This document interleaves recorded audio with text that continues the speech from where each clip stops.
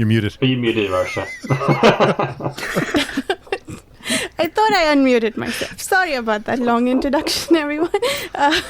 Here we are for the second discussion of The Darkness That Comes Before, which is the first book of the Prince of Nothing trilogy by R. Scott Bakker, who I called R. Scott Bakker for a really long time. We are discussing part 2 today, which is chapters 5 to 8, and we have our usual group of friends. Mike, would you like to start us off with introductions? Yeah, sure. My name is Mike, and I'm a member of the Page Chewing Forum, and really excited to discuss part 2 with you all. I had a great time 2 weeks ago, and just looking forward to it.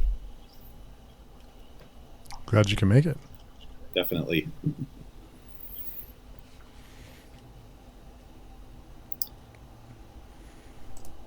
Steve?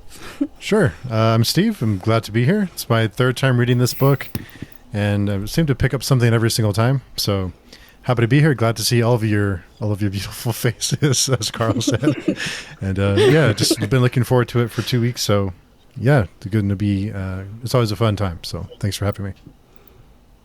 Cool. And Dan, who is also a long-time lover of the series. Yes. Hi, I'm Dan. I am a big fan of the series. I've read it, 4 or 5 times, I guess. But I have a really bad memory, so I forget a lot of stuff. So it's always good to reread parts of it. So hopefully I can contribute some useful comments on it. Nice. And Carl, who's currently I'm engulfed in Carl. darkness. Yes, I am here. No one can see it, but I am the darkness that comes before right now. I'm completely pitch black with one little candle. Anyway, I'm Carl Albert. I am also a member of the Page Chewing Forum and an author of Epic Fantasy. My debut, Truth of Crowns, just came out earlier this year. And I'm so excited to be here, and I'm glad, Steve is not completely alone on being a rereader this time. It's good. We're evening, the odds a bit here. We need to start drawing graphs of their poker faces when we do our predictions. Get like a police sketch. What's going on here? It's tough sometimes. I'm impressed. I haven't felt like you had in our first chat given anything away or anything like that. It's all you're good at keeping things mysterious. And oh my gosh, this book is mysterious. Oh yeah. The trick is putting in comments so people that have read it before know, oh, I know what he's referencing, but also the people that haven't read it don't know what's going on. Mm-hmm. The code words. Keep it interesting for everyone. I feel like, Dan, you do that really well with our Berserk discussions. Mm-hmm. It's tough. I'm impressed with Dan and Daniel, who we read the first read with. I had no idea. He didn't give anything away. It's really tough. So kudos to them. Yeah. I mean, there's a lot of stuff that I also don't remember, especially the minutiae of the history and relations between people, all these lineages and stuff like that. And I've been reading parts of the history of Erwa sort of compilation book, whatever you want to call it. And I'm I don't know how people can remember this sort of stuff, or how they pieced it together from the little bits scattered about in the books. It's quite impressive. So yeah. Is there an official world book, or is this a fan compilation of all the history? From what I know, it's a fan compilation. Okay. Of the history. Well, that's super cool. Yeah. Did any few particular fans contribute, or is it just extremely crowdsourced? There says at the beginning, it's just one guy. Just one guy wrote it. I mean, he might be wrong, but wow. Kudos to that one guy. That's awesome. Yeah. I mean, I was thinking how he did it. He must have been reading it and making notes every single part that he was mentioning something. It's this slots into this part and into that part, and then piecing it together. because there are certain things that I'm reading that I'm like, okay, I remember that little bit. I didn't know it was connected to that, or I don't know when this was ever mentioned, for example. I cannot recall, but I guess it was somewhere. Or author interviews, information that was revealed outside the books, perhaps. Yeah, actually, there's a lot of extra information discussion on Bakker's website, and he has a lot of blog posts and there's a lot of people which are a lot more expert about it, going super in detail about fan theories and possibilities, and like, I don't know, it's too much for me. But if someone does want to go into it, there's a lot of material. Oh, I love that. See, that's the stuff I live for. I love all the fan theories and like falling in to these worlds and just like getting obsessive about like the mysteries. And I'm not like a particularly good theorist, but I like reading other people's theories and having my opinions, you know, either pro or con the theories. And oh man, it's I love it. I love that in A Song of Ice and Fire. I love that in this series already, you know, that it certainly has that air of mystique and all of these, you know, passing mentions that aren't just like, they don't feel like they're throwaways, you know, like I definitely feel like there are some fantasy books where you get the sense that someone just said, oh, you know, the battle of Zeroth Tower, and that's just like some random thing that they came up with on the spot. Like with Bakker, you really get the sense that there's a real history, and not least because like he will reference things multiple times, and you'll like slowly see, you know, the world unravel and more of the story come to the fore. Yeah, for sure. And I don't know if, Steve, you read any of that. Like, for example, I remember reading a while ago some of the, how do I tell you without telling other people? You know, in the second series, there are certain chapters which are like, what the hell is going on here? Yeah, there's a lot of those, yeah. Well, there's certain chapters, especially with... yeah, I got you. Yeah, you know, I got you. With polls. But, yeah, there's some interesting theories about what those means and what it means in the whole series. And it can find, like, what are we called? The something seas forums or whatever. The forums that discuss these things. But, yeah, there's probably a lot more, but I haven't even seen. I had a question, so I'm assuming... and I wouldn't want to do this, but we would, for those of us that are new to the series, we would not be reading the Irwa Bible or what have you. No, because I saw it was on you have it linked, I think, or somebody had it. I was like, that's interesting, and I was careful not to look at that, and I've been trying to avoid that kind of stuff, but yeah. There's lots and lots of surprises. Do not spoil yourselves on anything. Well, resist. Don't take any chances. Yeah, that was the advice that you gave earlier, Steve. So I'm trying to stick with that and not even Google anything. That being said, I mean, some of the stuff I guess I like to try to see if I can guess certain things, and then maybe I think today I went back to one of the chapters because I thought maybe something was revealed that we should have caught. And I will say there's so many names. There's many new characters introduced. Well, quite a few, and then many proper nouns. So capitalized, you know. What? And I my head was swimming a little bit there. I will admit. I don't know about others, but what was the thing that you thought was the reveal? I mean, I think that's probably a good place to start. Yeah. Okay. So I think in the last chapter of part 2, we learn about the plan of the Emperor Xerius. I'm throwing these names out there, and I'm sure we have 5 different ways of pronouncing them.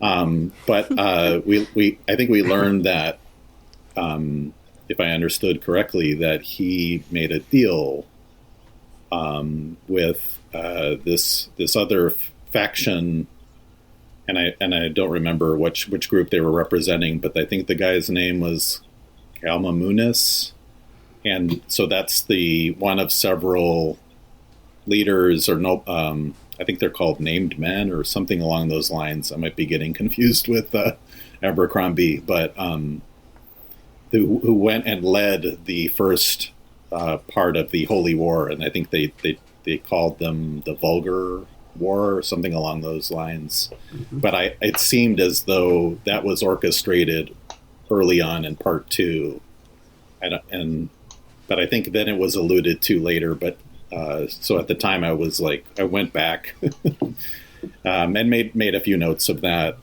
So I may have gotten the names wrong or mispronounced them, but that's totally fine, I'm sure. So that was one of those things where I was like, oh, I wondered, you kind of wondered what the motivation was but there was a lot of scheming going on in part 2 across the board, I thought. But I'm curious what others thought. Is that Siren? Is that me, or is that coming from one of you? No, that's me. I think they're coming for Dan. No, I live next to the hospital, so it's a lot of sirens, unfortunately. Oh, all good. I was just curious. I was like, it sounded so like lifelike, and I was kind of in the distance, but not quite. So I was like, is that near me? Anyway. No, Mike. I think what you're talking about was an interesting, certainly political power play with the Emperor Xerius, that he basically just threw away half of their crusading forces because he wants to reclaim power from the Shria, which was such a we'll see if it pays off. I mean, I certainly have theories about how everything is going to play out in a very broad sense, just because I know this trilogy is based on the First Crusade. But that's a hell of a move to basically offer up a whole army as like a blood sacrifice to the enemy, really. It's I really liked the relationship, the nuance between the Empire, what are they? Are they the Senian Empire is the old, like before, right? Empire. What's I think that's Nancer? Yes, the Nancer Empire. Yes, thank you. The Nancer Empire. I really like their relationship with the Kyanine group, that like the Cayenne, that they had this ancient history. It definitely evoked, knowing the historical influences, the Greco-Persian rivalry, I think, was kind of what they were, sort of a similar relationship they were alluding to, which I thought was really interesting, and honestly wasn't something that I'd necessarily thought of even as a fan of like the history of the Crusades. It's like, oh yeah, these the Byzantines, these Greeks have this greater history with, the Arabs and the Turkish, people further out there because of the Persian Empire and all of that, and this, going far back before the Abrahamic religions influenced things. And similarly here, before you had the 1,000 temples, and before you had, all the prophets, a prophet for everyone, there was still this relationship between them, that's alluded to in one of the epigraphs. And I thought that was really interesting. And that the characters themselves sort of acknowledge that and have this more... They clearly hate each other, but respect each other in a way they don't respect the Crusaders, who they view as savages. And I thought that was a really unique, interesting kind of political dynamic to see in a fantasy story. I think that does somewhat reflect, up to my recollection, what actually happened during the Crusades, in which the Byzantines, they wanted to use the Frankish lords for recapturing their territory, pretty much. But I believe there was a lot of conflict prior to that between Eastern Christianity and Western Christianity, right? I don't know if there was anything like the sort of what's it called, the indenture that it's called in the books here, right? Was there anything of that sort in real life? Yeah, there was. That's actually true to history. It's pulled straight from it, where the Emperor Alexius Komnenos. I went and like revisited the Crusader history, like the First Crusade, after our last podcast, just to make sure I get like the details right. And yeah, he had the exact same sort of idea of this indenture, where like having all the Crusaders come and be like, we're going to give you the land. We're going to reclaim the Holy Land for you. And they were all like, no, we're going to reclaim the Holy Land because we want to, and we're going to take the spoils. And you're lucky if you get anything. And that naturally made him very unhappy, the same as it did, Emperor Xerius here. And I think the big kind of divergence, based on my understanding of the history of the First Crusade, was that the vulgar holy war that we saw here seemed to be driven by nobles in a way that it wasn't historically. Like, they do talk about like there are a lot of peasants kind of rising up as part of it, but like in the actual history, it was like literally like almost entirely like peasants and like very low like nobility, and driven by this guy named Peter the Hermit, which kind of tells you a lot about him, right, just as a name. And the emperor didn't want to like sacrifice the guys, but he actually did kick them out of his city and was like, go off, but don't fight the Turks because they will slaughter you. They are way stronger, they're way smarter, they're way better at fighting than you guys are. You guys are a bunch of dumb peasants. And they went and they got slaughtered. As opposed to here, where it was this like Machiavellian strategy, which I thought was an interesting a twist on things, that he was basically like, and not just a Machiavellian strategy, it's a gambit. Like Mike said, it's like interesting motivations here, because it's a real risk. Like, this could easily blow up in his face, but we'll have to see how it plays out. The scheming is the most fun part, though. I think of these, at least the first book is one of the funnest parts, is like all the schemes between all the different characters and trying to outsmart them, other people. Yeah, it does really give that feel of sort of like a very like a Byzantine court, right? With all these different factions, and all these lords which are coming there not expecting to do any of this sort of thing, just we're coming here to fight a religious war, not to involve in court politics. One of the things that I also I found striking is that the emperor and his, well, it's also his nephew and his mother, and they have an interesting relationship. Maybe we can talk about that later. But that they really don't care about the Holy War. I don't think they're not really in it for, they're in it for to reclaim their old land. It sounded like, and destiny. I think that word is used a lot, and that made me think of a little bit of Dune, which we talked about in the last time. But I just to say, like, I liked how the narrative is shifting quite a bit, and that you have so many different groups vying for power, and they're not necessarily doing it for the holy reasons, which is, to me, very realistic, right? Like, it's not just about converting people or evangelizing to a new religion. It's about power. I think that was my take on it, and that's, even though there were many names, a lot of the history, as you mentioned, and maybe if you had read the series, a lot of that would be setting off different light bulbs or what have you. But that was one of the kind of aha moments I had, was that this, because we learned a lot about the emperor and his family, and his advisors, and all of the kind of various agreements, or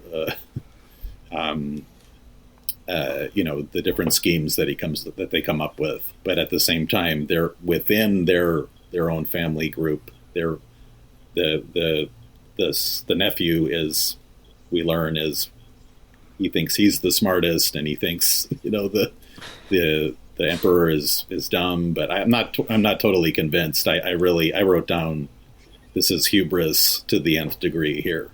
And I think at the end, and I don't mean to jump ahead, but he does say he feels like a god, and there's all these, like, they're like getting aroused and things like that, if I'm not mistaken.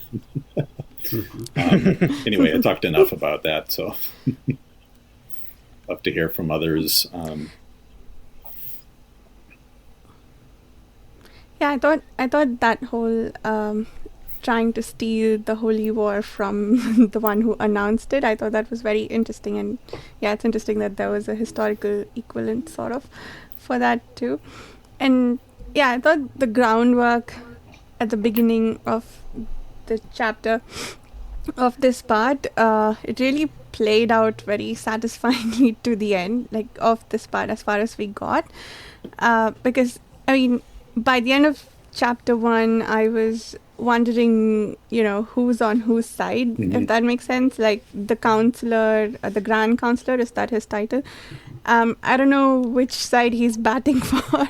I was convinced that Sirius is being betrayed, and I was fairly certain that Skatos, is that his name? Skaos? Skaos is sort of doing his own thing. Like, he's basically, you know, those old Grand Viziers who were the brains behind the throne, and he is to a great extent. And it feels like he's implementing his agenda through Sirius in the first chapter. But then by the time we get to the 4th chapter of this part, we realize that he's actually trying to undermine what he's up to. So there was so much to think about and wonder and predict and figure out. I thought this whole thing was really interesting. And also on the subject of the vulgar holy war, I thought it was particularly interesting, I guess, the play on fanaticism, where they're like, yeah, God is on our side, so there's no way we can't win. And Sirius is using that to goad them into going and fighting a war that he knew that they would lose. That also was very interesting. Do you think now that Sirius is not going to get betrayed?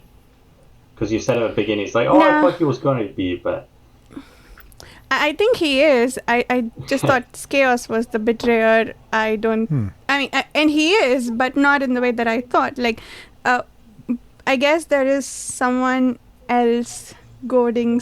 Like, I have trouble believing that all of the grand plans that Sirius has laid out are his. Because he very much wants to believe that all the ideas are coming from him, when clearly they are not. So... It's really interesting you point that out, that, you know, maybe that there is clearly Sirius is influenced by people, right? And it's repeatedly mentioned that fear is kind of a driving emotion for him, but at the same time he does enact these very, you know, convoluted, complex political plans, which aren't the sort of thing I normally would imagine someone who's very fear driven would do, but you know, it makes you wonder, right? Like, what are the added influences, certainly among the people around him? Certainly, it seemed like in the past, Skaos was a big influence on him, and it seems like there's a rift forming there. Skaos, to me, was my favorite character. I was sad that he seemed kind of weak-willed, although it seems like his life is constantly in jeopardy, and that their court is so like toxic doesn't even touch on it's murderous. Like, that you can just get killed for just like looking at the emperor wrong is horrifying. And it's no wonder that they all have like a history of like terrible murders and, you know, emperors not living very long and different things like that, when they all like treat each other like that. But it's also getting back to the idea of like viewing, you know, the Northerners and stuff as the barbarians. And certainly we've seen some absolutely barbaric things from those people already. But these are people who are like constantly at each other's throats and murdering each other left and right, as if that's like some super civilized. What's sophisticated murder? Notion. you know? Yeah, it's sophisticated. Exactly. It's like you looked at me wrong, or like I didn't like that one idea you had, or you argued with me too Yeah. much. It's like it is so childish and petty, and Oh yeah. so I mean, it is very like talk about the deity aspect of it. It is very Greek godlike. You know, that's like a lot of when you think of those kind of older polytheistic religions. That is like a lot of the stories you see. Particularly in the Greco-Roman pantheon, is a lot of hubris and just being pissed off about very small slights and then destroying human lives because of it. I wanted to rewind again, back to the familial relationships and the dynamics of the court, which I thought by far was the most interesting thing to me.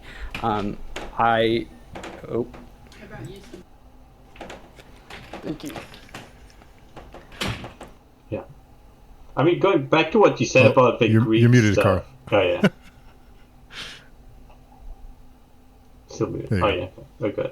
No, I did want to say, like, because you said it feels very Greek sort of thing. Don't you also feel a bit like the Nancer Empire in general, also the family dynamic is very inspired by, like, Ptolemaic Egypt, and that sort of, a bit incestuous sort of, and also some of them, in general, the sounds of the names are a bit Greek/Macedonian successor empire inspired, and I think there are some descriptions which make it sort of like a mix between the Eastern Roman Empire and Macedonian Greek sort of aesthetic. That's how I imagine it personally, especially the soldiers. I imagine the soldiers sort of like, because they're called legionnaires, I think, if I remember correctly. But from their description, I imagine them sort of more like Macedonian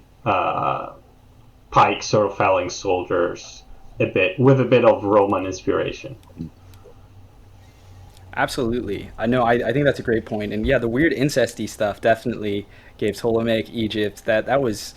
I was wondering, like, there were weird vibes at first, and then it becomes explicit later on, and I was like, the one thing I'm unclear on is if the prince and grandma did it, because he seems to find her really gross, like, physically. He's, like, turned off by her age, and so I'm wondering if she molested him, too, or if she didn't, and I don't know. We'll see. Maybe that'll come into play. But, their whole dynamic is so weird. And I love it. I'm here for the mess. I adore the mess. And they're all so terrible. They're just horrible.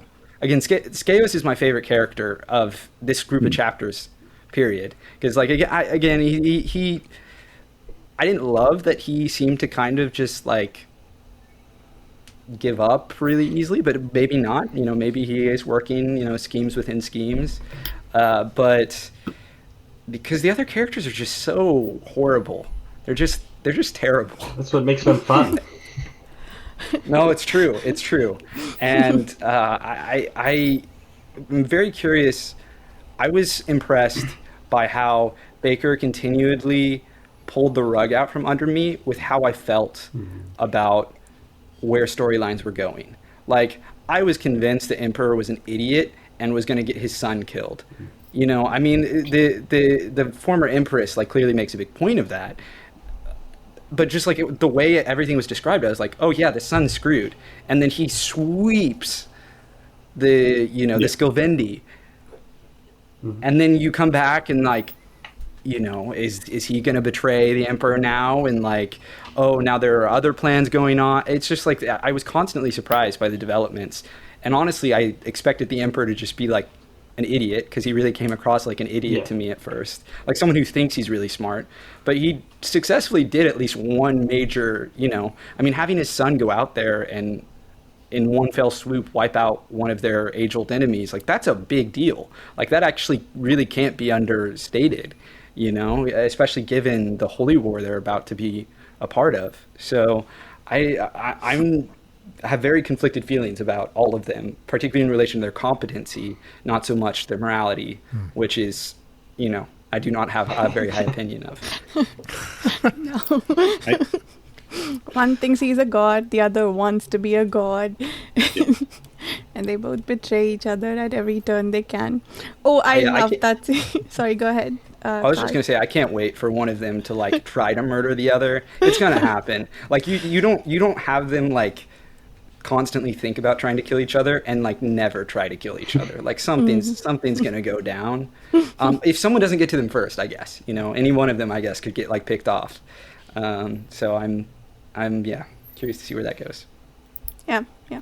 I love the scene that you referenced, Carl, where Confas comes back from defeating the Sylvendi, and then he thinks that he has this whole big monologue about how he can, take Sirius if he wanted to, and then it turns out that he'd probably have lost big time if he had tried, because, Sirius knew that he might, or someone manipulating Sirius knew that he might.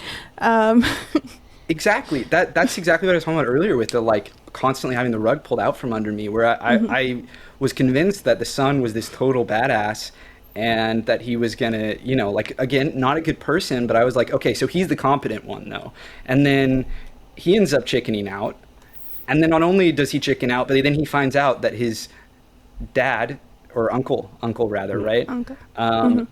Maybe replaced all his soldiers. I did wonder though, at that point I was like, okay, this is all so convoluted. Maybe his uncle's lying. Right. And maybe that was just all talk and was just a way to kind of establish his dominance via like his personality. Because I don't know that we have it confirmed one way or another whether he actually replaced them all. And I thought he did, because I thought he said something like, "Oh, I don't recognize these soldiers." I thought he said something like that. Okay, if he does, then great, and I just missed that. But yeah, no, they're definitely having me question, I guess, is the moral of the story, everything that happens and like what's real and who is actually going to be like effective. But I think it's a good. That's the biggest thing. It's a good point to realize now. Like the characters are not just like one-dimensional. Sort of, they're just one thing. They're just competent. They're just pathetic. They're just fearful, right? Like they can be a lot of things at the same time, which makes them a lot more real to me. They're not completely disgusting. They're not, there's some good, there's some bad, mostly bad, but they're not completely with useless. These characters, at least.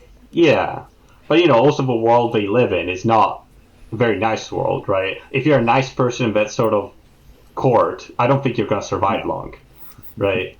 Right. I think so. If you're not constantly scheming. Another character to me, which is another example of this. So the barbarian Nair. How do you guys pronounce it? I don't know. I say Nair. Sounds good. Nair. It starts with a C, so. I was pronouncing the C. So I mean, a lot of bad stuff happens to him, and I actually wanted to comment on two things. Well, one is that I was sympathetic to him initially because of, he suffers a pretty bad loss, and I think pretty much was left for dead, or I assumed that initially that he died, but quickly thereafter he's being picked over by looters or what have you. People, that scene was something else. I thought that was an excellent scene where people are like scavenging bodies, and then he's kind of just lying there. But but my point is that we learn that he's a very vengeful person, and I mean I guess you can kind of understand in that world that is the way, and then he kind of had to, I guess they do touch upon how that's part of the Skilvendi culture, and he's the chieftain, so he had to kind of show his people that he is like all powerful, because he basically kills the dude who betrayed him, and his whole family, and all the children, and it's an apple that hits me in the chest. No, it's a child's head. It was a bummer. And that was freaky. That was great. I mean, the imagery was something else. I meant to. This is another one of those where I was like, okay, because I think it was Carl. You were mentioning how, Confus defeated this group of. They're like pastoralists, I believe, or they reminded me of the Dothraki, somewhat. Yes, but we learned that. In my understanding was maybe he got a little bit lucky because they had factions within their group, but now I was wondering. So because my understanding was that some of these different fighters within the Skilvendi kind of betrayed Nayur, but I wasn't sure. I might be blanking on how that happened and whether that was orchestrated by Confus or whomever. But I was just wondering if anybody understood, or maybe we don't know what happened there. I think was it his uncle too? Was it? Was it? Are they related, or am I making that up? I may be pulling that out of my butt. No, I think there might be something there. I think I don't remember exactly. It is the other guy in his tribe, right? Who was his uncle betrayed It's his him. uncle. Different. I thought it was. Yeah. Oh yeah. Okay, yeah, you're right. You're right. So he says that he was there the night Nayur's father died, and he saw him. I remember it because he says, I saw the way you looked at him, it was like you were in love with him, and I thought until we got to the last chapter that he meant his father, and then it turns out it was Moengus, but so that's who betrayed him, but I don't remember how he got betrayed. But do you think that the other chieftains would have listened to him if he hadn't been betrayed? Because he was sure, I feel like they would have overruled him anyway, right? Yeah. Because that's just not how they think about the battles. I think the whole structure of that narrative sequence, is like structured in a very sort of predictable way. As in, you have your barbarians which follow tradition, and then you have a person that goes against tradition, which is right because he sees things which other people don't see because they're blinded by, again, their own traditions. But the smart person sees it, it tells them, but they ignore him, they make fun of him, and then it goes badly, right? That whole structure is very classic, and you're led to emphasize with the smart guy, in this case. And then it's interesting how it turns, because when he goes back, he's like, wait a second, I don't like this guy anymore. He's not a good guy, really. No. Right? But it is interesting Might how be the worst of all we've met. Yeah, he is like the archetype of a barbarian, right? But he is smart. He's like very smart. He seems to be thinking not in a way that, the usual barbarian meathead would think, right? And we get a lot more of his emotion, and that's not how a lot of times the barbarian archetype is portrayed in literature, right? He's portrayed as, a sword and sorcery man of action, right? Not as a man of introspection, which we do get some of that, and I think there's going to be some more of that in the future. Do we get in here like his title? He does say what he calls something. Himself. Yeah, go ahead, Steve. I don't remember. The chieftain. I couldn't. I was searching my notes here. I couldn't find it. Go ahead.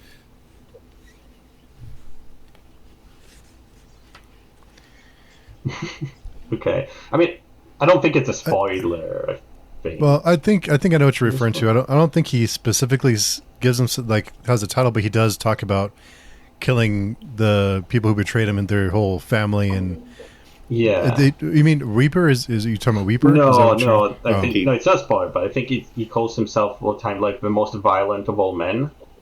And I think I think that's one of the most amazing sort of titles, or the sort of feeling that it makes you think about, and the image that it portrays. It's so, I don't know. Nair is one of my favorite characters. Nair and Compass are two of my favorite characters. But they're not good characters. But No. They're not likable, but they are very interesting characters for sure. I think on the idea of like him being this classic barbarian type, but like taken in a different way, you know, with more nuance and stuff. The thing that particularly stood out to me on that end was that he had his cowardly moments, where you could even say that they were shrewd, right? That it was intelligent, it was smart, and I think that would be reasonable, to be honest. But that he didn't stand up and like try to kill Confus. You know, he thought about it, but he was like, no, I'm going to stay here. And it made an interesting parallel with him and the Emperor, I thought, first of all, because these are two characters who, to me, were very strongly driven by fear. I think there was even like moments where the other tribesmen like call Confus and like tell him he's like being a cowardly, you know, particularly when he's trying to talk them down from going into the battle. So I thought that was interesting, the parallels there. I hated him from the get-go. Like of all the cast, I don't know why, but Nair, I instantly did not like him, even though I thought the rest of the tribal people were clearly like huge idiots. And he was by far the smartest of at least the ones we met so far of the Skilvendi. I think I have my own biases against the like barbarian archetype. And it takes a lot for me to like, for them to grow on me. Like, I think I really like a sense of humor, particularly like Karsa Orlong and Logan Ninefingers for me are like, I love those characters. And I haven't gotten that emotional reaction to him yet, other than disgust with how he is the most violent of all men, right? But I guess that didn't even like stand out to me particularly because everyone here is like horrible and violent. I'm not everyone, actually. We had one nice character who died, who was my sweet boy. And we'll see how all the other ones turn out. But I did find in general that this section was harder for me to get through. I don't know, partially because there were a lot of names, like it felt denser in a way, you know, like it wasn't as much of like exploring the same stuff, like it was really expanding the world quite a lot. And particularly with the Vulgar Crusade, all the little lords they introduced didn't feel like they were fleshed out enough for me to like differentiate between them, so I struggled with them. And then when they just like told in a very broad swath, in a very like kind of history book style of how the Vulgar history played out, it just I don't know, it felt like too much telling to me, and I think it's an intentional choice. Like it's not like, you know, that's very clearly a style that Bakker was going for, and but it lessened the impact, I guess, of like what ultimately happened to those warriors. I didn't necessarily feel the scope of the tragedy as much as I wanted to.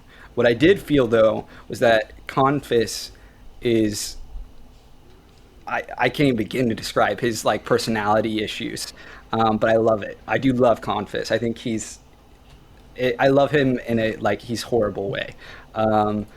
But that's true with all of these characters, especially all in the Imperial Court.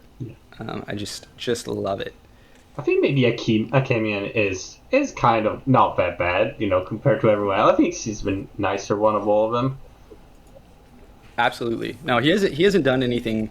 Like, he just seems, you know, like kind of a bit of a, like he's a little gross in the way that like, you know, someone we would view like from like, you know, the medieval ages, but like he's relatively like moral and trying to do right, at least, as opposed to just being out for himself.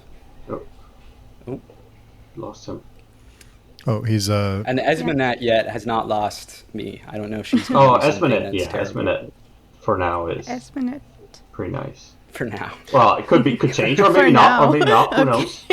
Who knows?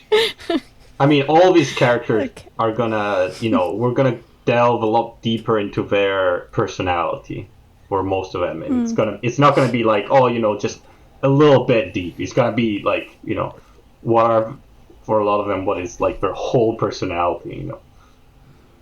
Right. Okay. It's gonna be a lot of discussion on this. Have you met most of the cast at this point, or does it keep adding different POVs based on the story? I don't know how much we should say. there are more characters, but Okay. Yeah, there's a couple important characters I think we're still. I think. Okay. yeah. But stuff enough. like I don't know what your opinion are on like Kellis.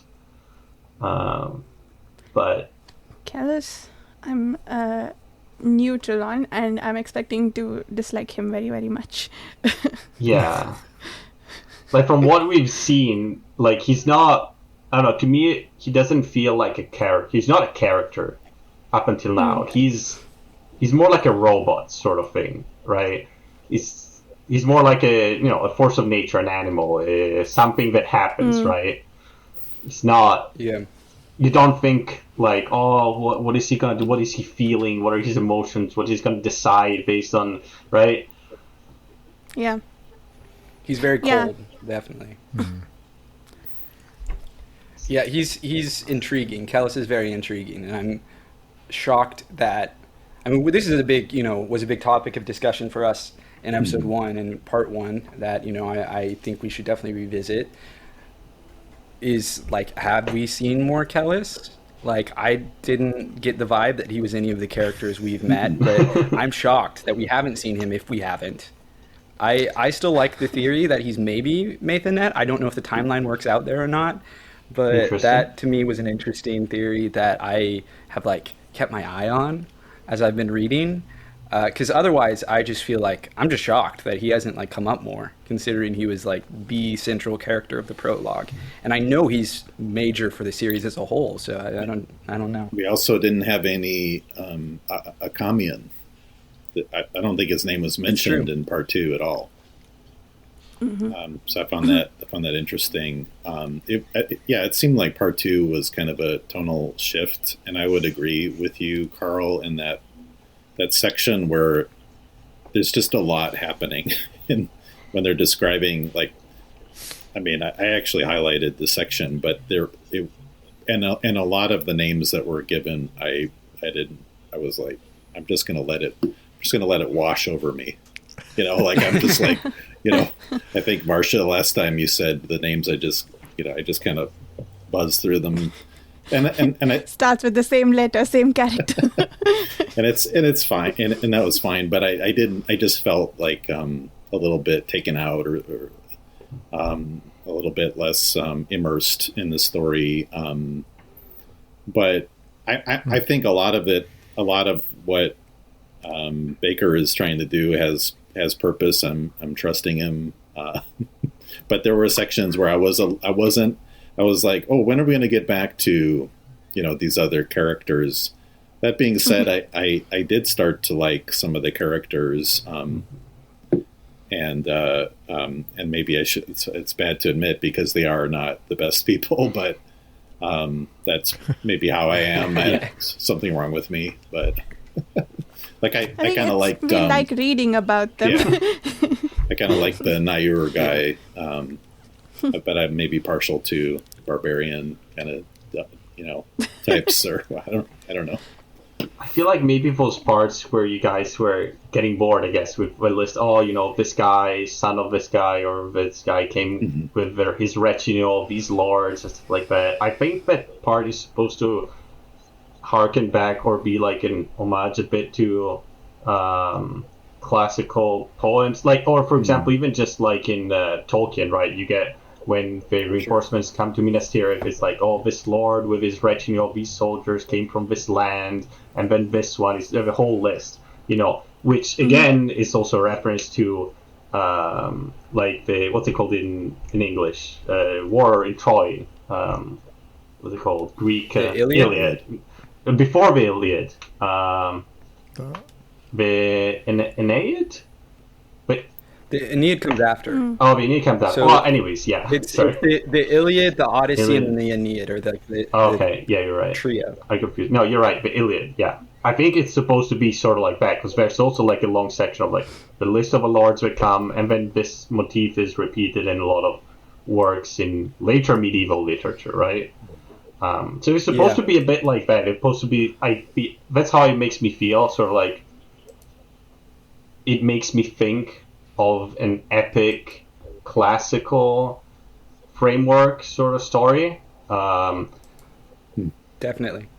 But, it's not the kind of literature that, if you read, like, old literature, it feels a bit off, and it feels a bit weird. But to me, it fits into this, because this whole thing has a very ancient feeling. So I do like it, but yeah, I can see how it would not be very gripping.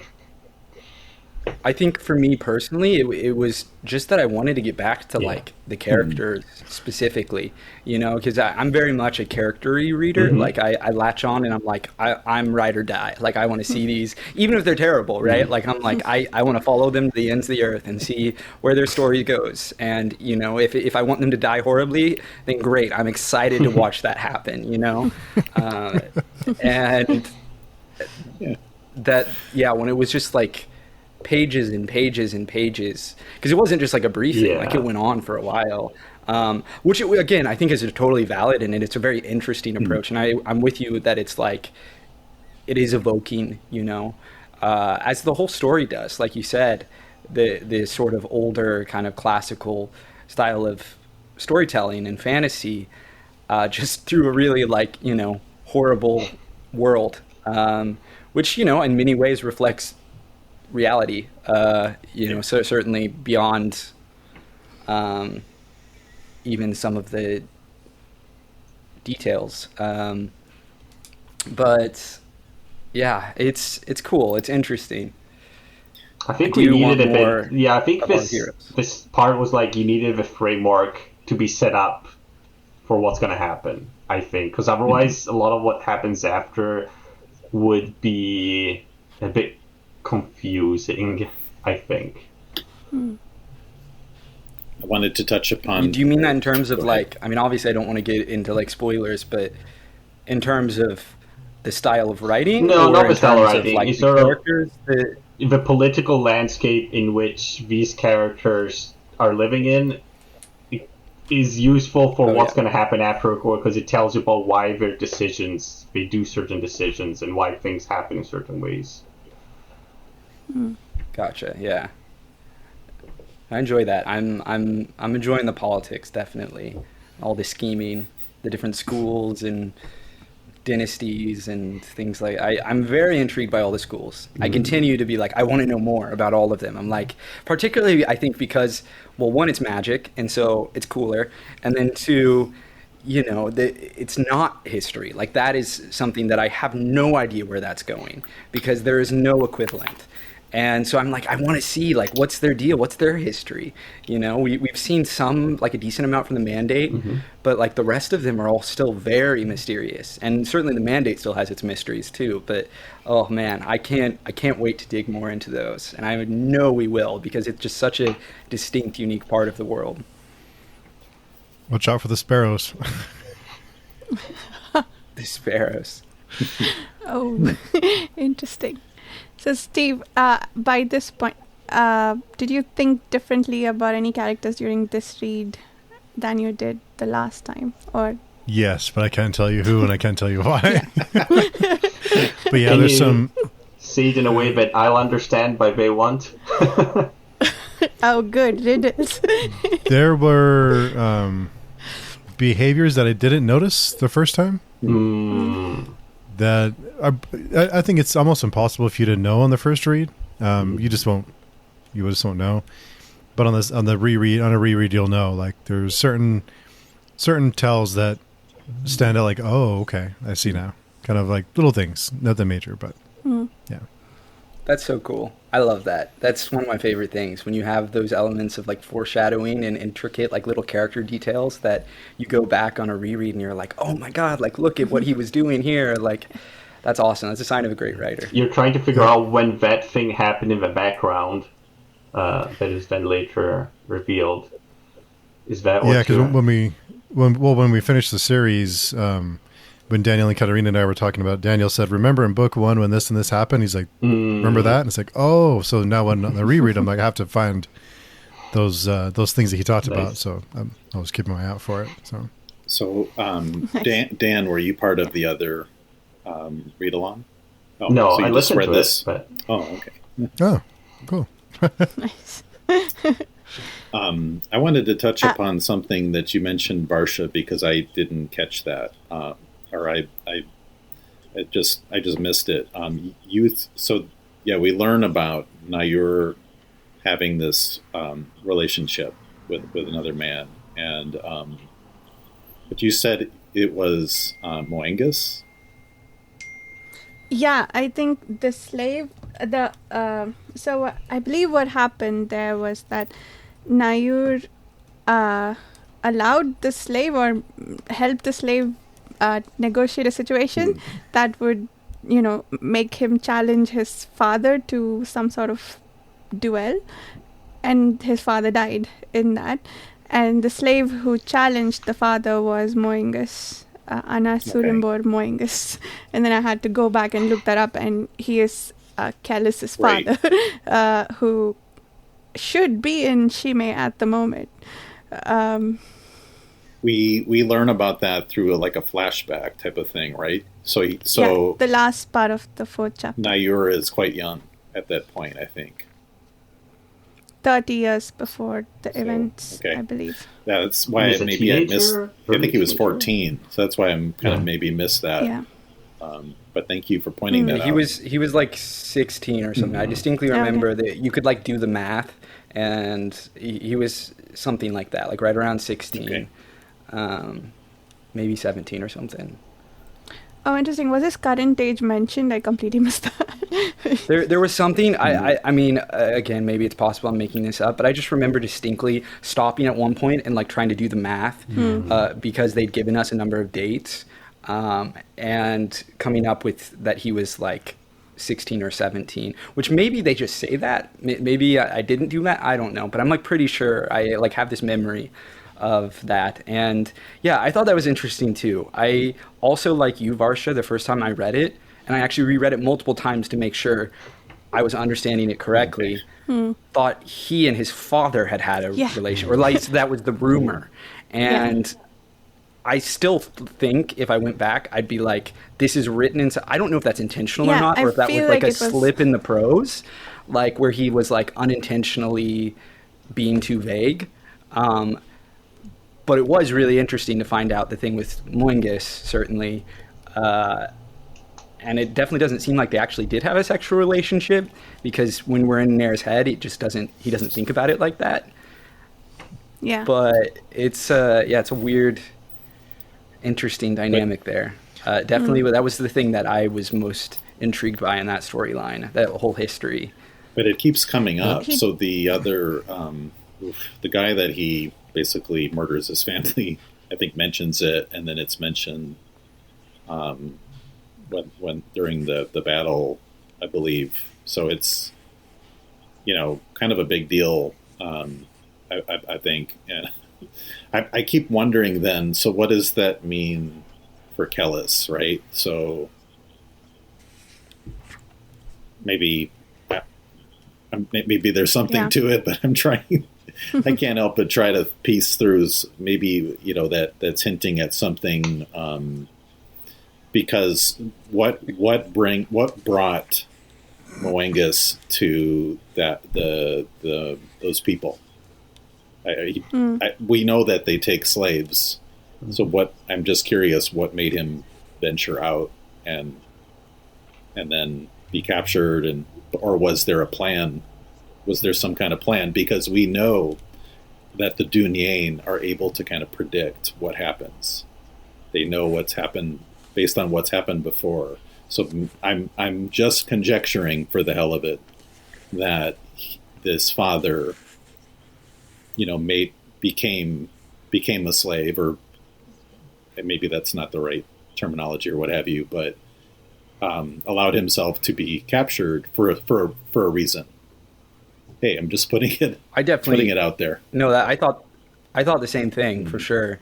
That there's clearly he's scheming here. I mean, there's got to be plots within plots going on with Moengus and with that whole storyline. I mean, there's just no way, right? Why did he reach out to his son after decades of being away? There's so much going on there, and it's so interesting, right? Because there's so much we don't know. So it's we're just throwing darts everywhere. Like, we have no idea, right? I am convinced, however, and this is only a theory, this has not been confirmed, but I am convinced that Moingus for sure did the Dunyain little, not actually psychic, but like it basically functions as if he was psychic, mind trick on Nair. Like the Nair, like, basically fucks over his dad, and like, I mean, certainly it seems like that's like a thing that could happen in that world and that civilization, but to me, it's like, it seems like that it doesn't take a lot of stretching to imagine that Moingus, who has to be capable of the same shit Kellis is, used his little, trick on Nair to make all of that happen. I mean, there's so much manipulation going on in this book that I wouldn't put it against the author at this point. But I feel like I don't know, everyone else's manipulation and then Kellis' manipulation is a bit different. It's not the same level. Definitely. Yeah. I think. It's like, again, it's almost this like psychic level of like, he is so extremely like capable of cutting through to people in a way that's like, it's fantasy. So, it's like, it's like creating this idea, like, what if someone could do this, right? And he gets down, he like the way he describes in the prologue, right, is like he like cuts to like the core of the person and like their desires, like almost like the animal in them, and manipulates that to do whatever he wants. Yeah. It feels almost cleaner than the other kind of manipulation. Like, I think one of you used the word robotic. Like, I'm trying to explain myself, but it feels less selfish and more just as a means to an end, if that makes sense. Interesting. Like less egotistic. I don't know. So since we're discussing Nayur's father's death, he says afterward, when his father lay dead, he had wept before the eyes of his tribe, wept with relief, which is very interesting. Why was he relieved that his father died? I don't think we've seen anything here to say that he wanted some sort of release from his father. Maybe that's a possible reason, but was it that Moingus was threatening him somehow if his father wasn't dead? Or convinced him that his father was going to harm him. Maybe Perhaps. He was like, your dad is going to turn on you at some point because you're a threat to him. You're the next in line, whatever. Just random another idea. Yeah. He is also afraid that Moingus might die, which also is interesting. Which could be, what you said. Maybe I don't know. Could they control the thoughts? I forget if Kellis had. He could, right? He could change what people. It's not literally psychic.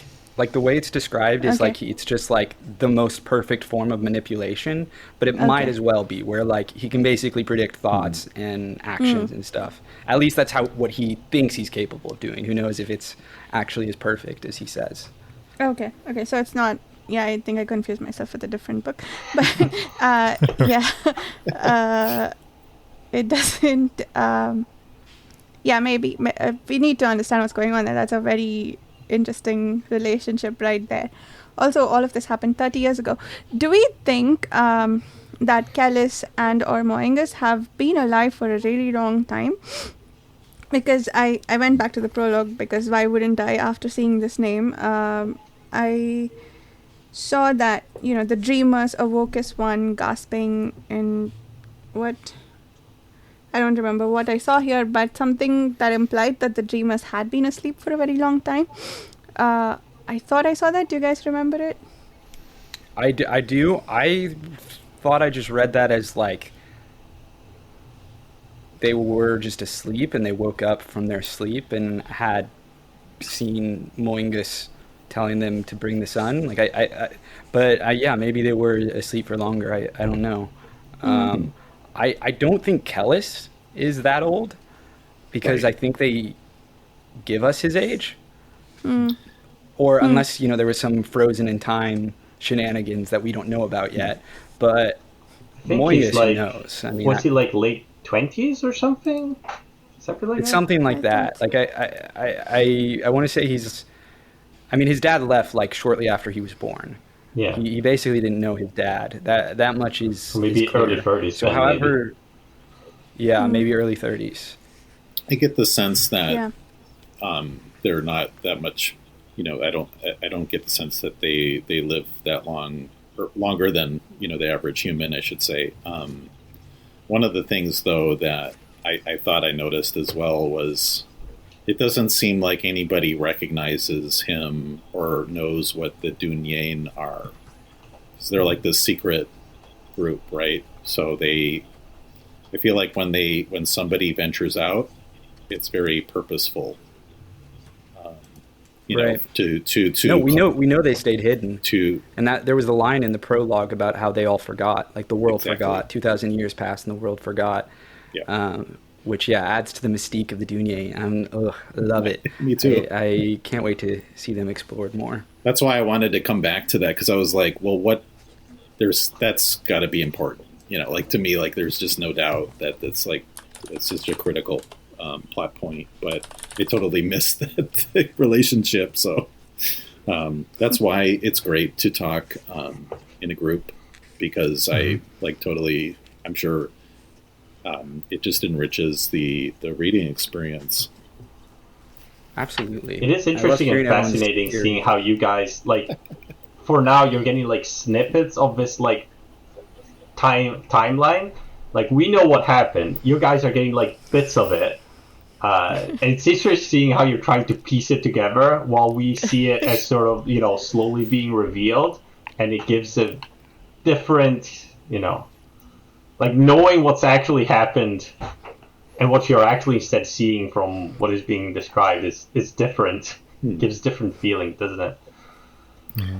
There was one other scene that I really appreciated and enjoyed, and that, oh gosh, I had the names in front of me so I wouldn't mess it up. This is when Zarias, I believe, communicates with the Kisharim, or is it the no?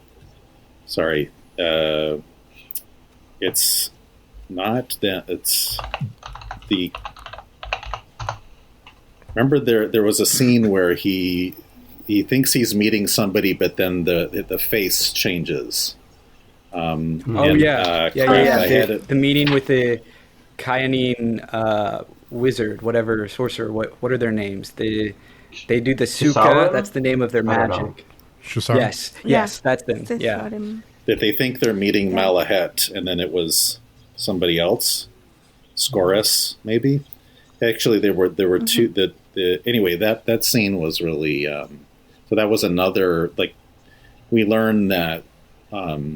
We learned in part one that there was this alliance with the Scarlet Spires, but then now we're learning that. This is the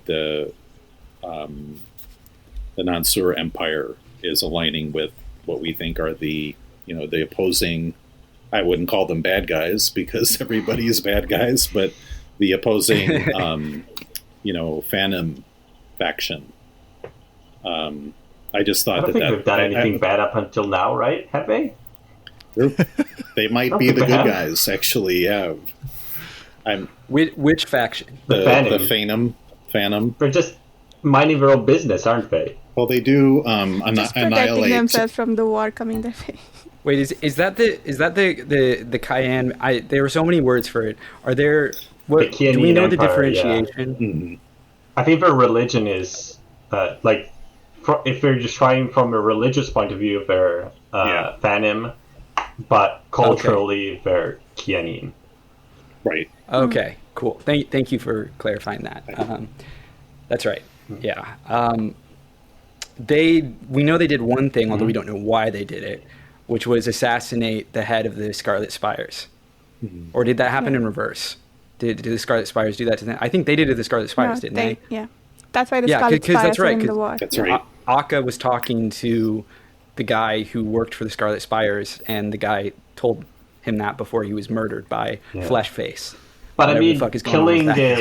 the important political figure is not. I mean, who gives a shit? Like, it's not morally wrong, really, as much as like, oh, we're not persecuting people or killing innocents. Well, yeah, fair enough. It's not certainly the degree. I think debatable depending on the political figure in I question. But I guess we don't know enough about the Scarlet Spires, right? Certainly, they all seem sucky. They're having their And they're battling with we learned, I think, that they're more powerful. I think in the last chapter that we learned that they're even more powerful than the Empire. Yeah,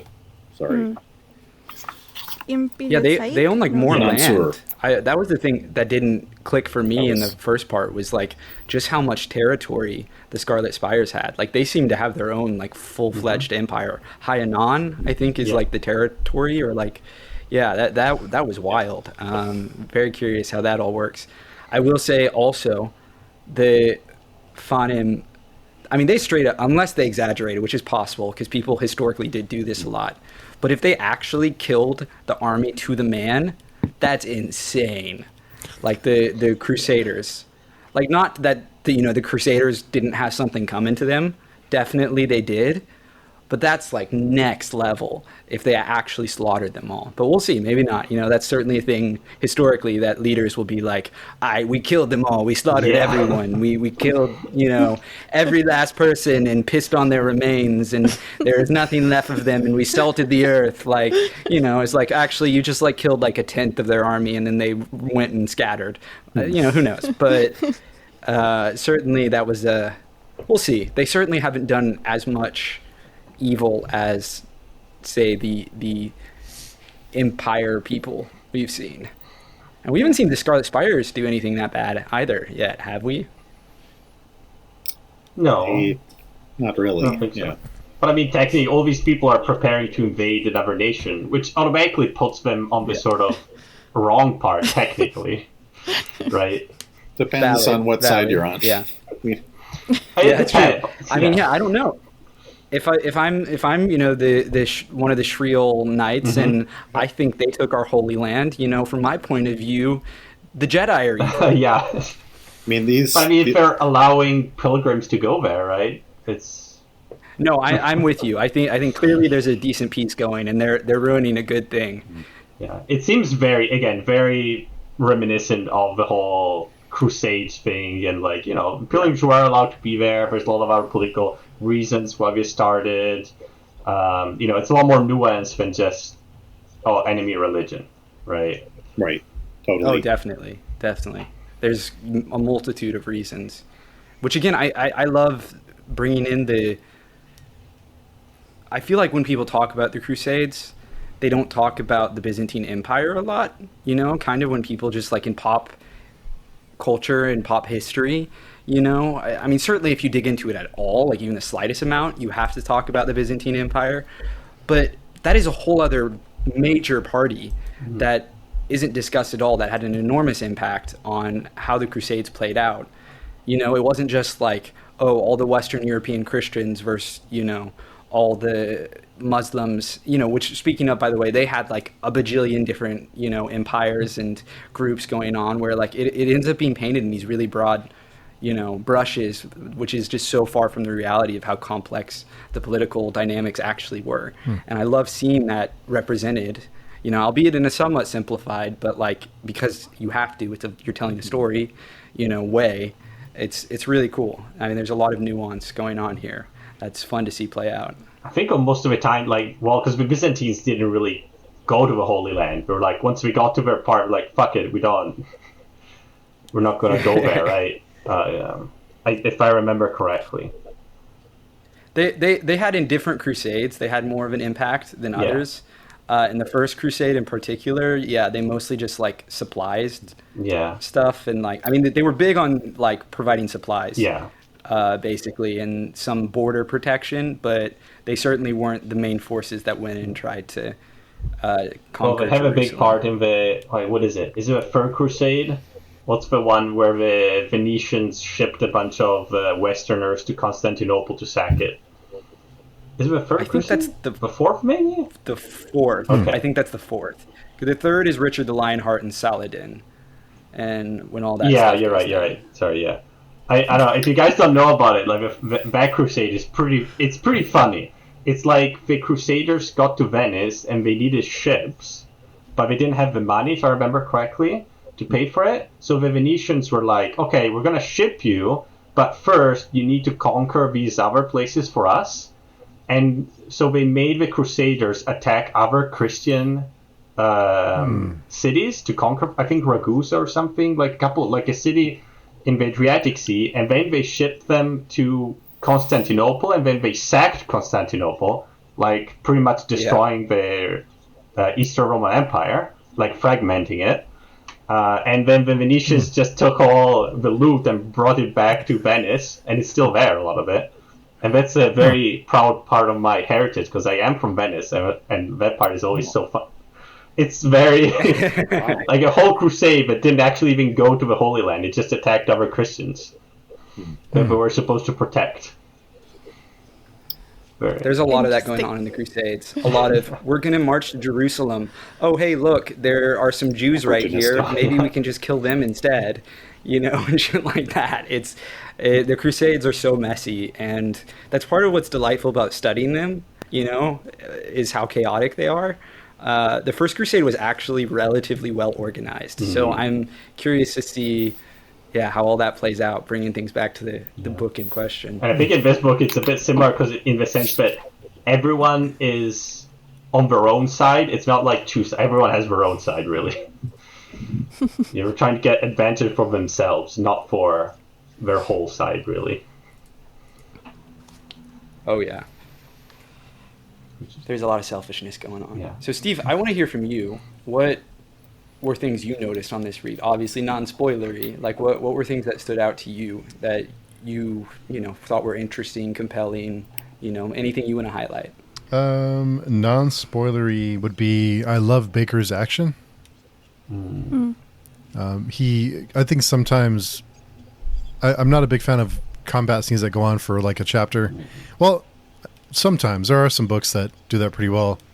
Like the Hellborn King has a whole chapter or two of a battle, but it's broken up. So there's like different things that happen. There's different strategies involved. So not always true, but I think the battles that Bakker does is they're quick and they're violent and then they're over. And it leaves more of an impact than it being, he swings his sword and he blocks with a shield and then he swings, it's like, okay, get on with it, but they're just like really quick and brutal and people die and things happen. And then it leaves, as a reader, I think it's more impactful just to have it, to know that it's going to be quick. Because I think in life, I don't want to say like I've been in a life or death battle, but I would imagine that they're over pretty quick. I mean, unless it's like a large scale battle, if you're, two people are fighting, probably doesn't last, too long. Yeah. From what I know, I think they went actually quite a long time, but it was also like, there's a clash, and then they separate. And then there's another clash, right? It's not like constant action, right? But probably the soldiers were there all day, but half the day was spent standing still or just walking, or just pushing against each other or something like that. Like the actual action, I think. Yeah, really good. Well, particularly like one-on-one fights definitely can be over quickly, right? But the things that drag them out is like when you grapple, because people get tired, like you said, Dan. Like it's a lot of just trying to outlast the other person, even, or get a lucky blow in. Especially if you're covered head to toe in armor, it takes a lot to get through that plate. I did enjoy Bakker's action too. And I think Carl, you mentioned Nair's, the scene where he comes back for his revenge. The imagery in those few pages, the lightning and the thunder and the darkness, and it's very vivid. That very striking, that section. Could I mention one more thing that I thought was that stuck out to me? So what I highlighted this section, I think it was one of the last chapters in part 2, where Skeos is talking to Confus, and to me it's the opposite type of philosophy of going back to the Dunye. where they talk about only the future is real. Without a future, without a horizon of promise or threat, our lives have no meaning. Only the future is real, Confess, and unless I make amends to the gods, I've no future left. So I to me, that stuck out because it was in the opposite, going in the opposite kind of philosophy. And we know Bakker is a philosopher, so I don't know if others thought the same. That these people are very much, they're kind of like capitalists or whatever, but they're really focused on their, their wealth and their future and their, anyway, I just found that to be interesting. Definitely the philosophizing are very interesting. I continue to be interested and I ponder a lot the epigraphs. After I read them, I find that there's a lot of like interesting little nuggets of wisdom or ideas just to think about, even if I don't necessarily, think they're accurate. Like a lot in this part was about empires and being a king and the gods too. I remember the one where like, one of like the greatest blasphemies or the most honest blasphemies or something was that like, call a god a thief, not a king, because, unlike kings, like you don't notice when a thief steals from you.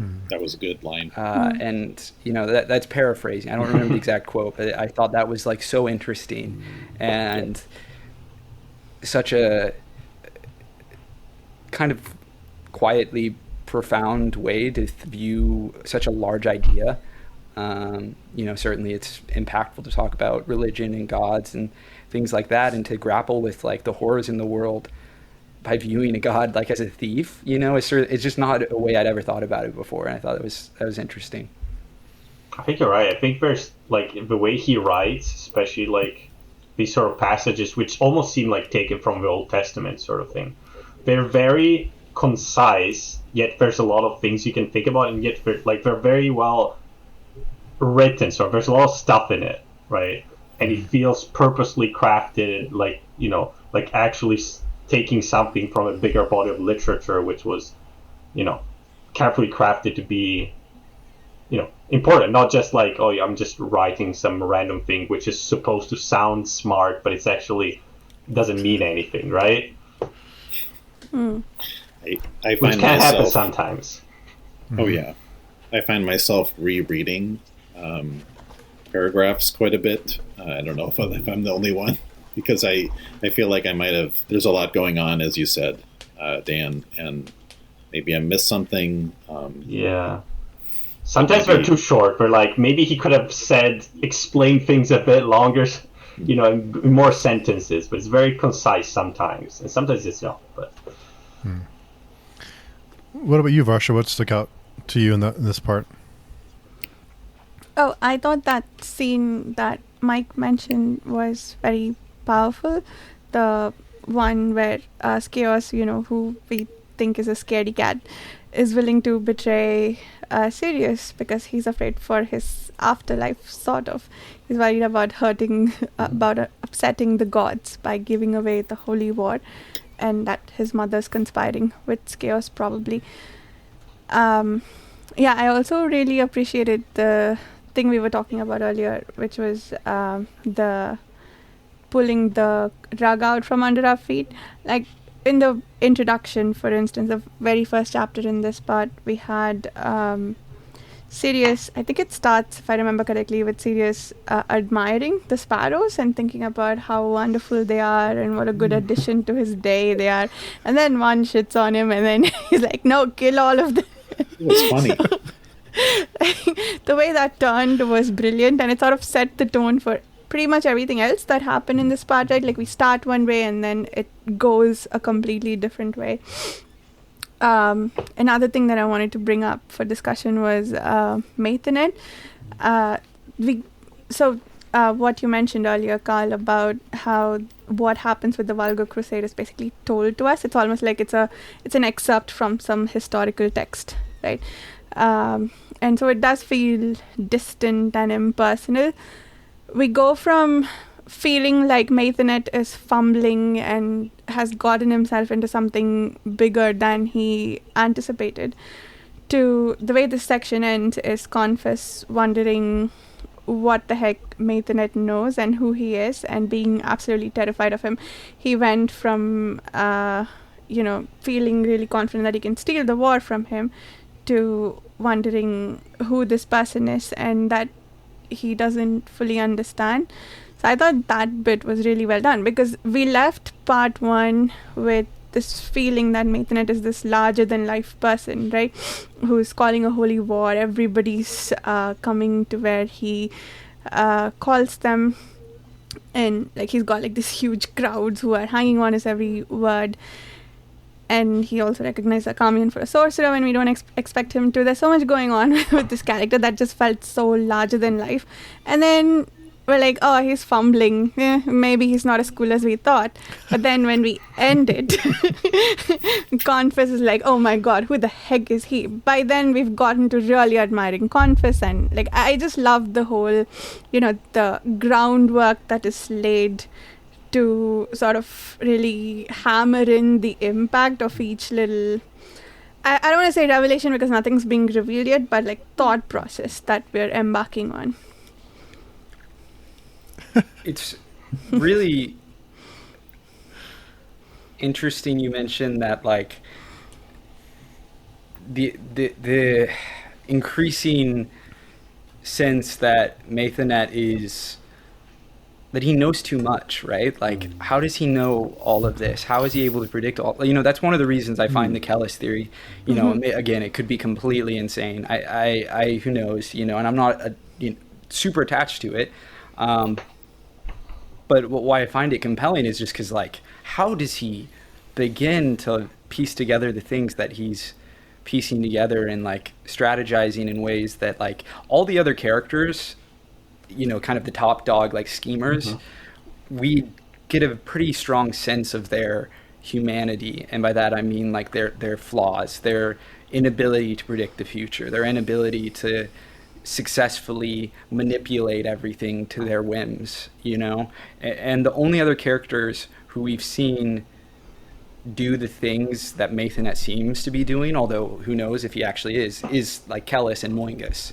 And I want to know what's going on there, and what is the humanity behind this figure. We only got like one real kind of quieter scene with him where he was very wrathful and angry and villainous, but not like, there wasn't any clear sense that he didn't know what he was doing, or that he was in really over his head. Like, you almost expect it because of how proud he seems, but at the same time, there's just this increasing sense, like you said, Varsha, that he knows so much, and that, he's frightening people who are not used to, well, I don't want to say that they're not used to being frightened, but he's impressing them, I guess, people who are not used to being impressed. And there's certainly a lot going on there. And clearly, we know he's a sorcerer, right? Or he has the mark or whatever, or he's able to see the mark, there's something there that he could pick out a Kamian from the crowd.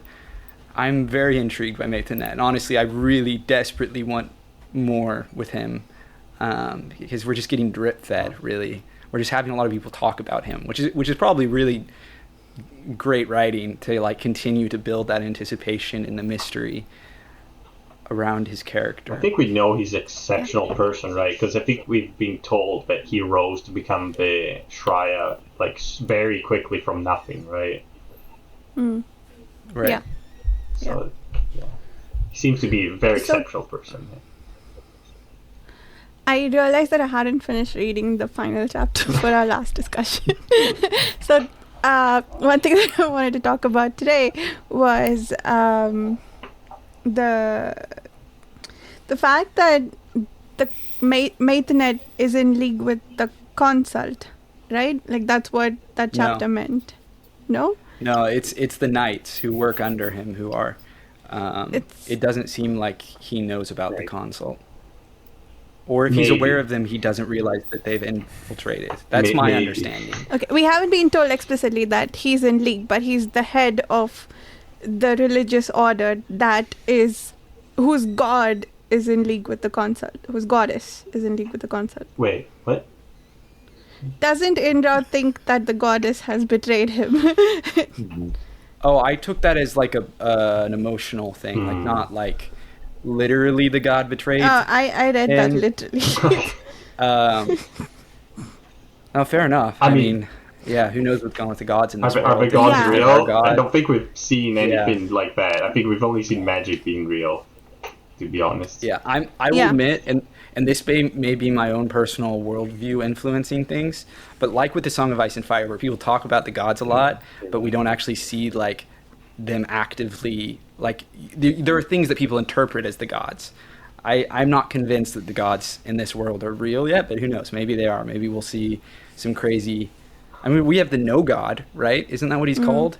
He's clearly real because he's basically like he was Sauron and he came down and like almost took over the world. So we at least know that guy's real. Whatever, whatever's going on there. Could be just a very And powerful presumably sorcerer, they're- right? Like Right. we've seen But certainly sorcerers that be was- very yeah. powerful, right? Yes. So think about like one of the most powerful sorcerers. How strong would he be, right, compared to normal people? I don't know. Scary. Yeah, Yeah. It's scary. I don't know if others noticed this, but part 2 was almost devoid of magic. I mean, there was maybe a little bit in contrast to. Yeah, except for that battle. Sorry. Except for that battle between Sylvendi and Nansur. Okay. Yeah. That's right. Yeah, the sorcerers came out and nuked everyone. Yes. Well, And then you had the weird face scene, but other than that, you're right. It it's is not as lighter on much, I magic. should say. Yeah. Probably another. Yeah. Need to maybe go back to that So- chapter. Even part 1, we didn't see a lot of wielding of magic. We just talked about magic a lot because we were seeing things from a perspective of one of the members of a school, right? I mean, we've heard a lot of talk about magic, right, and how it's viewed by the cultures and their religion, right? And it seems to be only reserved for like important things, and they're not just doing it to heat up their tea or something, right? You know what I mean? Right. Yeah. Because it does seem like even the sorcerers themselves know that they're sort of, because they're in this cultural environment, they do sort of also view it a bit as, it's not something good, right? So Yeah. you wouldn't use it trivially, right? Because they still see that it's like, that it's something, because of the culture they're in, it's bad, sort of, right? It's against God. Maybe they're like, I'll accept power in this life to go against God, but it's still, we still sort of know it's bad a bit. So, new question about that battle in which they used sorcery. What did Confus do differently in this particular battle? Was it that he brought the sorcerers, or did they always fight with sorcerers, but they had the Korai, is that what they're called, in strategic places so that the sorcery couldn't be effective? Was it mainly strategy that won them this battle, or was it the fact that they had the sorcerers? That's a good question. I don't know. I mean, it seemed clear that he the big manipulation was he got everyone there. Like, all the tribes were there. And they were maybe funneled in. Like, I want to say they were, like, around mountains, so maybe they were, like, there wasn't as much room to maneuver. But, yeah, I don't know beyond that. You would think they would use the wizards. I think it's explained, right, when Nair is in the river and is hearing Confus talking to Martimius, right? And he's explaining his strategy and what he did, right? He says, what do you say? He says, war is intellect, right? And he explains how what he did different than his predecessors was he stopped and he learned about the Slavendi, instead of previous ones thought they were barbarians. What he learned their patterns, the fact that they were rushed because they needed to go gather their herds because the winter was approaching, and he knew how they fought. He knew they had all their traditions, right?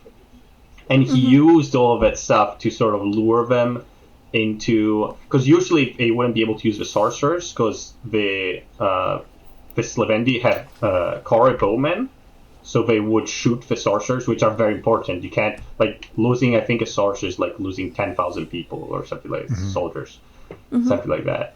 So you can't just have the sorcerers in the front line attacking, because once they know where they are, they're just going to shoot them, or they're going to attack them, or, so he used it so that I think the strategy was he made them think that he put the strong forces on his flanks, so they would put his, something like, what was it? The force of the flanks, he seeded the flanks, and he put his best force in the front. He attacked where they had the Kore, so they couldn't use it, and then when they were neutralized, he used the sorcerers. I think that's what happened. But the basic thing is the basic thing was just like he stopped to think, which his predecessor didn't think. I think that's the main takeaway. Right, he took the Skilvendi. Well, I guess they probably took him seriously, but he actually tried to understand them, right? As opposed to just treating them like this was the line that I thought was one of the lines, the epigraphs rather, that I thought was so interesting was, and in the old Shaic, the language of the ruling and religious castes of the Nansurium, Skilvenas means catastrophe or apocalypse, as though the Skilvendi have somehow transcended the roles of people in history and become a principle. That's actually quoting Acamian, one of his books on the Holy War. And I just think, one, that's so cool that I don't know if this has any sort of historical precedent or if Bakker just came up with that himself, but that this people were named in the language because they were so distraught. They were named for like disaster, like apocalypse. Like, that's crazy. Also, it made me wonder, there are lots of connection hints that maybe there's something going on between the Skilvendi and all the shit that went on up north, and the oh my god, why can I never remember their names? But the orcs, whatever the orcs are. The Shrank, yeah. The Shrank, yeah. I don't know. I distinctly remember. I would have to look it up and try to find it. I don't highlight anything. That there was some mention of like something about the Skilvendi having some connections to the north, or even doing things like, I don't know. Maybe I just projected that onto that, but I definitely wondered about some sort of connection between their culture and the Shrank, who seem to be very similar from what we understand. Beyond that, again, just that it's so cool that their culture is named after like a word for apocalypse, basically. And maybe it's the other way at around. The same time, maybe it's the word for apocalypse came from the word for the people, right? Because of the cultural impact they had. I think that in my mind, that's a reference to the Huns and Attila, the Scourge of God sort of thing, because that also is something, that happened to the Eastern Roman Empire, and how these people were seen as like sort of like demons, right? Coming to destroy everything, and people from the steppes always seen as this sort of force that comes and destroy the civilized empire. And even in modern cultural sort of language, like the Huns in certain languages, European languages, it's just something, it's like a word for like the destroyers or something like that, right? It's to me, it's a bit of a parallel to that, as well as the stuff that you said. There's definitely parallels there with the Huns, right? The steppe, like horseback riding. Yeah. I mean, again, getting back to the Dothraki, right? And then, anyway, looping back to the idea of like the word meaning they viewed them as a principle, right? They viewed them as a force of nature rather than as a civilization. And that was like seemed to be the big thing that Confus did, was actually view them as people who like have reasons for the things they do. And that allowed him to exploit those, reasons, kind of in the same way Kellis does, but on a more, militaristic scale. That makes sense. Interesting. Yeah. It is interesting how a lot of the time when you have people discussing books like this, a lot of the time all these things, the psychology of a character, or is this foreshadowing to this, or is this mean that? A lot of the time it's just sort of like we're making it up, right? And there's nothing like that. It's all speculation. But this is one of the series in which like it's the opposite. It's sort of like you guys don't even know how you're just scratching the surface of the deeper meaning and the psychology and the characters, and it's a lot more too, on top of all the things you're thinking about also. So I think you'll enjoy it. I think I'd use the word manipulation, but I think it's beyond that. I think it's this determinism stuff that's going on here. One thing that I kept thinking about as for the last maybe 10 minutes or so is I think the Dunyain could be anywhere. Actually, it sounds like they come out and do something.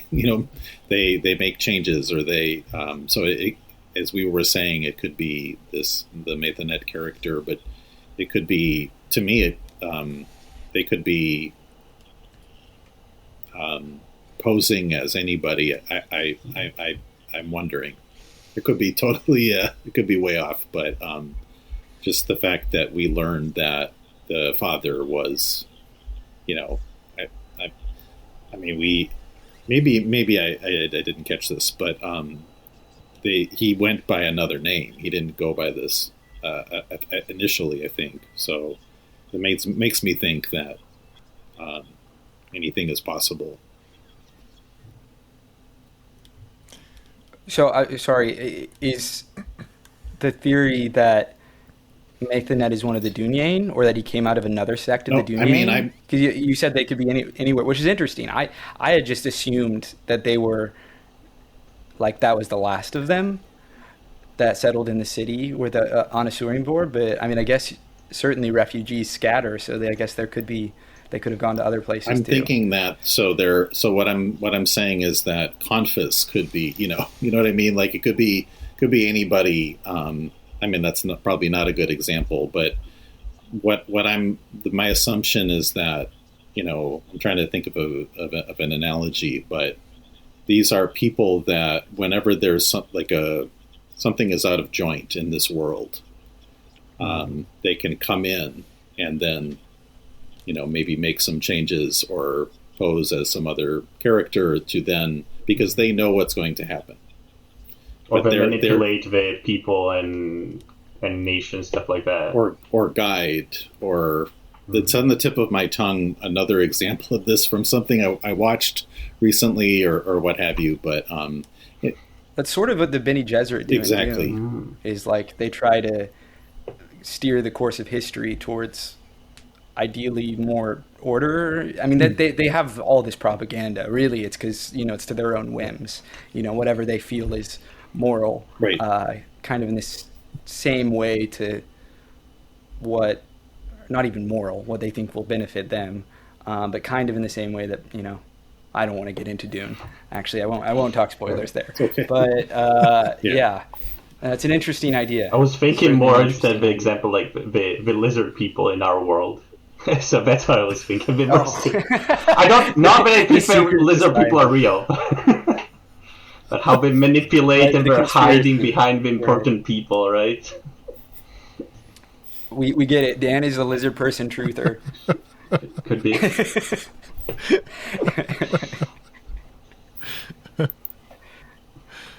That's interesting. Yeah, that the Dunya. I hadn't even thought that they. Who knows what's up with them? Maybe the leader of the Scarlet Spires is right. One of them, or the leader of the I don't know. founding or the leader of the who knows. But now we know none of that is That could true be because anywhere. you wouldn't spoil it for us. Or would I? Or would I? Exactly. Hiding in plain sight. I'm furiously googling lizard people. Yeah, I didn't catch that reference either. You've never heard of a lizard people? I don't think so. There are people out there who really believe that stuff. It's a little crazy, yeah. Yeah, they think that like Nothing little yeah. about it. all Yeah, the it's important true. politicians are just lizard people, and they're or aliens or something manipulating humanity, something like that, and they drink the blood of people. I don't know, just weird conspiracy theories. And they live inside the weird. center of the It's weird. Earth, which is hollow, where the dinosaur lives, Of or course. something like that.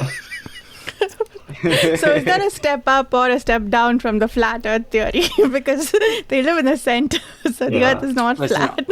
all I'm getting from this is the Dunyain live in the center of the earth, and that Kellis is in fact a lizard, and he's going to come out and he's going to transform into a dragon, and Oh, maybe.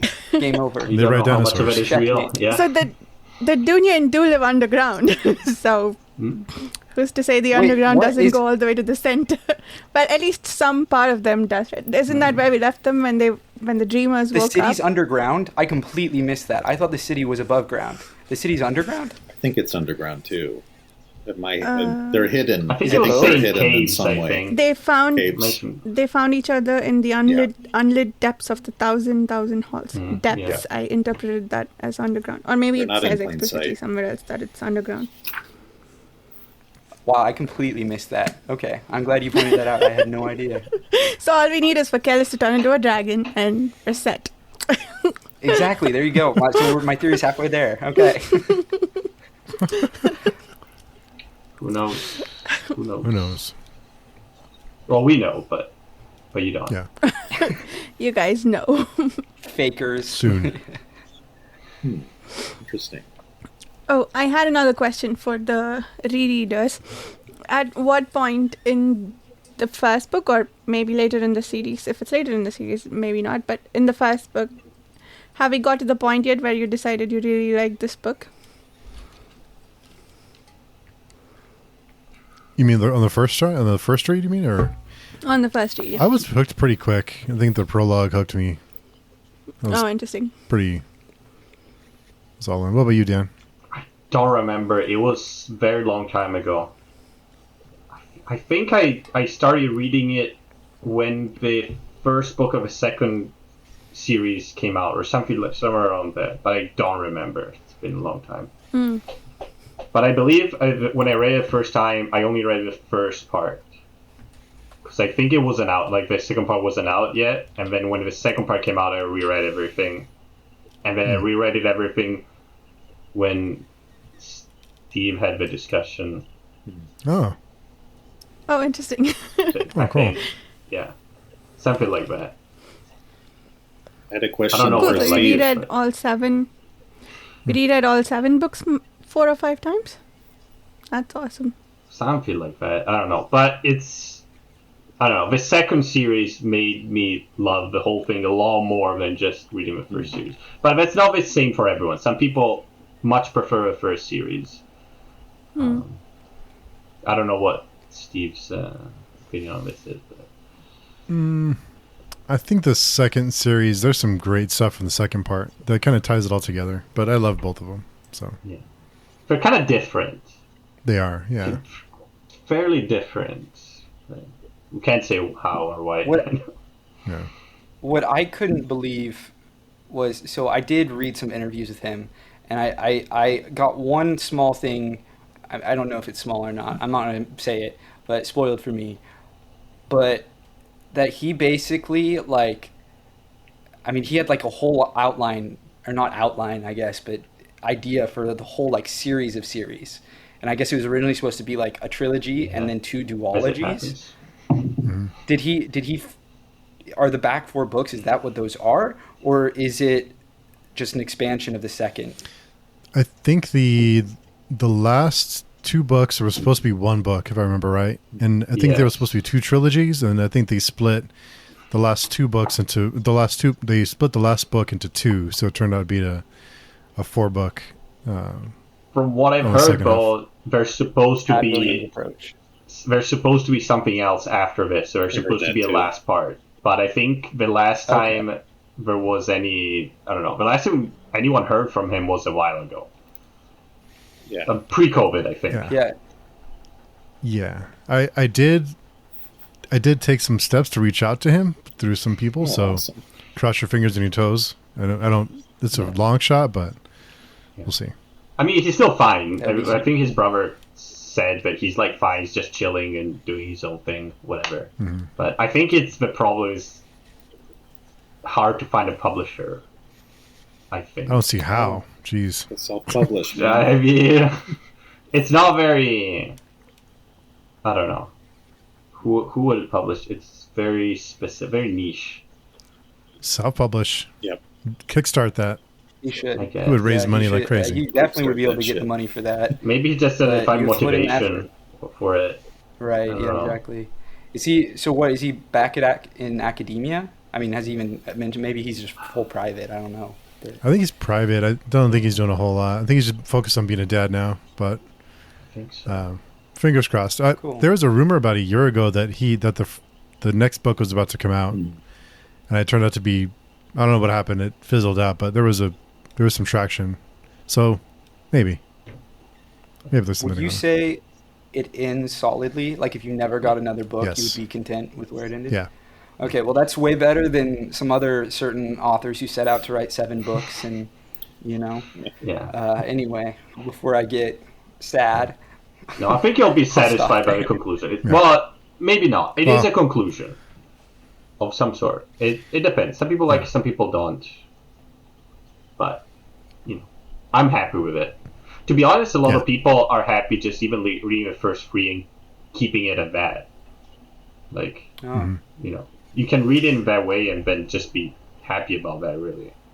Maybe skip the 'Cause last that 2 was the thing- chapters of this trilogy. That was the thing that like stood out to me was he talked about it as if it was like the first trilogy was almost like a prologue to the rest of the story, which I was like, whoa, because I did have some understanding that it was like self-contained as a trilogy, and then like the second story continued the story, but like it didn't, like you didn't need it per se, and so I was very curious.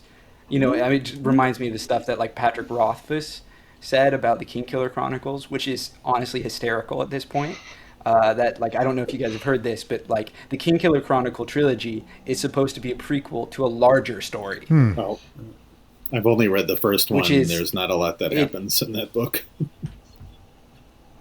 It's comical, honestly. Like I like the book. We've talked about it in the forum, but anyway, I don't want to get off subject too much. But I like that it. is like you finish the trilogy before you even think of a freaking. I think it's different. Yeah. Like that trilogy, it doesn't feel to me, at least, like he has an idea, a whole complete idea of how everything is gonna turn out. Like, well, here, there's a lot of things which wouldn't be in these books if he didn't know how Plotted it out. it would turn out in the end. Like, there's a lot of Okay. anticipation of things and little things which don't make sense right now, or you can just read it normally but mean something else later. And I don't think you could do it just writing without knowing what's going to happen. I feel. Yeah. If we don't get any other books, I'll be satisfied. I'm good if we don't get any more. Well, of course, I'd love some more, but so yeah, there's not like a. Yeah, I'll just say it's a. Yeah, yeah. So you're not going to be hanging on for something to be wrapped up. I guess you can say it's not like a cliffhanger. or there's a anything bookend. like that, Yeah, right? it's yeah. Okay. Final answer. Cool. Okay, I guess unless anyone else has anything else to talk about, now seems like a good time to wrap up. So where can people find you, your books, and your channels, and any other content that you create? Steve, would you like to start us off? Yeah, you can find me on pagechewing.com. That's the best place to find me. All the stuff's there. So quick and easy. I'll kick it off to Dan because Dan's a tough one. He has a long outro. No, not really. You can find me. Where can you find me this time? You can find me on some obscure cartography forums for fantasy maps if you're looking for it. And maybe you'll see some maps I posted every once in a while in the past. Oh, wow. Who knows? cool. Who knows? What? Okay, you can't just say that. Where is this now? I want to see. I No, love no, fantasy it's maps. it's What? obscure. It's obscure. If I tell it, it's not obscure. Actually, I don't know how obscure it is. It's just what is it called? Cartographers Guild? Well, why don't you It's been share a our while. It's obscure? been a while since I posted about there, but Share the obscure cartography forum on our obscure forum, and it'll remain obscure. okay, How about it's that? pretty good. Sounds like a plan. I just remembered it because it's the only website which sends me every year birthday wishes. Even if it's been many years since I posted there, they still the only one they get birthday wishes from. Oh, okay. That's so funny. Challenge accepted. All right. Anyways, go ahead, Carl. Yeah, you can find me on the Page Chewing forum, or I am at Carl D. Albert pretty much on most social media sites. And then my books, the ebook is on Amazon, and the physical book you can buy wherever books are sold. Yes, and join our read for it here in the next month or so. We'll be reading it together. So. And for me, you can find me on pagechewing.com as well. I go by Mike M with the last initial. Nice. It's getting late for me. Sorry, it's like It's okay. It's all right. it's after my bedtime. That leaves me, right? Yeah, you can find me on the channel you're reading by the Rainy Mountain. The About page has other ways to reach me. And I, of course, hang out all the time on the Page Chewing forum. So we'll see everyone in 2 weeks when we'll be discussing part 3, which is only 3 chapters this time, but still about 100 pages. So chapters 9 to 11. I made the exact same mistake yesterday, but anyway, 3 chapters, 2 weeks from now. See everyone. Thank you so much for listening if you're still here with us. Bye. Bye. Bye, guys. Bye.